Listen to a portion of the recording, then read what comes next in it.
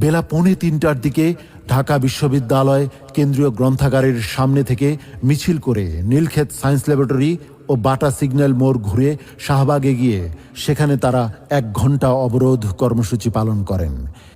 এদিন সরকারি কর্মকর্তা কর্মচারীদের লুটপাট ব্রিটিশ লুটেরাদের হার মানিয়েছে উল্লেখ করে প্রতিবাদ জানায় ইসলামী আন্দোলন বাংলাদেশ। এদিন এক বিবৃতিতে সরকারি চাকরিতে অযৌক্তিক ও বৈষম্যমূলক কোটা পদ্ধতি পুনর্বহালের প্রতিবাদে সাধারণ শিক্ষার্থীদের আন্দোলনে সংহতি প্রকাশ করে ইসলামী ছাত্র আন্দোলন বাংলাদেশ।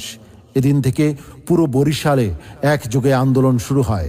কেন্দ্রীয় কমিটির নির্দেশনায় নথুল্লাবাদ, চৌমাথা, আমতলী এলাকায় বিক্ষোভ প্রদর্শন করে Islami Chhatra Andolan Bangladesh, BM college, Hatem Ali college, Barishal polytechnic সহ বিভিন্ন শাখার নেতাকর্মীরা। শিক্ষার্থীরা পরিষ্কার জানিয়ে দেয়, কোটা নয়, মেধার ভিত্তিতেই হবে চাকরি।